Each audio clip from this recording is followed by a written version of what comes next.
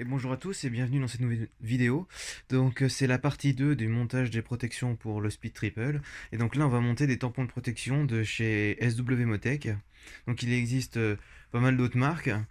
Les deux autres plus connus, donc c'est les RG Racing comme les protections de Carter et les Top Block. Alors les RG Racing je les ai pas prises parce que pour le modèle Speed Triple ils font que des modèles qui se fixent en un seul point de fixation.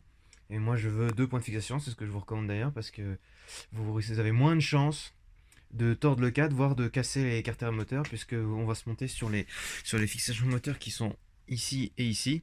Et donc là, en fait, on voit qu'en fait c'est monté sur le support du cylindre. Donc si vous cassez ça, vous êtes bon pour changer au moins le cylindre. En cas de chute, hein, bien sûr. Donc voilà, et donc la deuxième marque, donc les Top Block, qui se met en deux points aussi, je crois. Mais je les trouvais, ils étaient positionnés différemment, ils étaient plus design, mieux intégrés à la moto, mais moins protecteurs du coup, j'ai trouvé.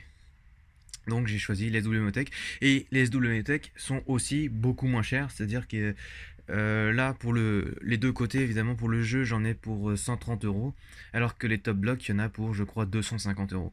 Donc ça fait quand même presque. Ça fait 120 euros d'écart. Donc c'est pas négligeable.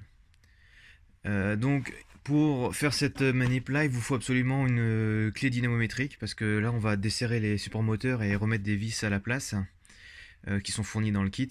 Et donc il vous faut absolument une clé dynamo pour resserrer au couple parce qu'il s'agit là quand même de fixation moteur.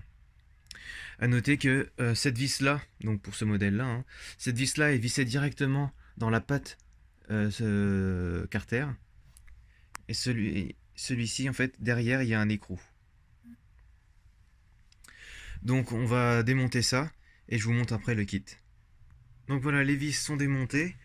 Faites attention à bien suivre la notice pour monter l'ensemble là, parce que donc les entretoises sont pas toutes de la même longueur.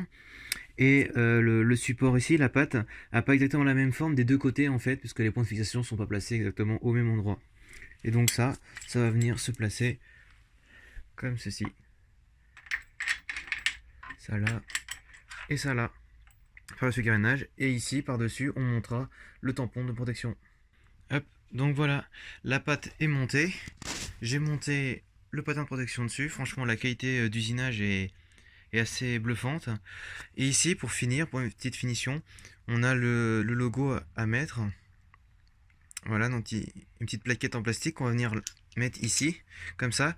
Et dessous, ici, vous avez un trou avec une petite vis qui est fournie qui permet de visser dans la petite partie plastique qui dépasse à l'intérieur.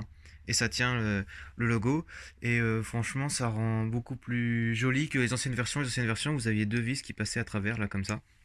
Là, la vis, elle est cachée en dessous. Donc je la monte. Je monte de l'autre côté et je vous montre à l'extérieur au soleil. Alors, petit coup de gueule là, SW Motech, hein, je me mets à la lumière pour vous montrer. Donc voilà la petite vis qui permet de tenir la plaquette par le dessous, comme je vous expliquais juste avant. Mais alors, SW Motech, pourquoi vous nous mettez du Torx? Du Torx, et il est vraiment minuscule. Pourquoi vous mettez du Torx? Il faut une clé spéciale, il faut un outil spécial. Donc moi, j'ai pas de problème parce que j'ai ce qu'il me faut. Mais je veux dire, monsieur tout le monde n'a pas forcément du Torx, et surtout de cette taille là, quoi. Je sais pas si vous vous rendez compte de la taille de la vis, mais c'est vraiment tout petit. Enfin, c'est vraiment. Là, je comprends pas. Enfin, bon, c'est pas grave. Je monte et je vous montre. Et donc voilà, le montage est terminé. J'ai monté les deux côtés. Donc ça rend pas trop mal. C'est assez esthétique, même si on préfère sans, c'est sûr. Mais ça élargit pas trop la moto non plus. Un petit peu déjà que le speed est bodybuildé. Alors là, c'est vrai qu'il est encore un peu plus large. Sinon, en fait, j'ai deux points négatifs à vous remonter. Donc le premier, bon, qui est pas non plus, c'est pas grand chose, mais c'est cette fameuse vis qui se met en dessous qui tient la plaquette là en Torx. Je comprends pas pourquoi ils ont mis du Torx là. C'est vraiment, enfin, c'est nul quoi.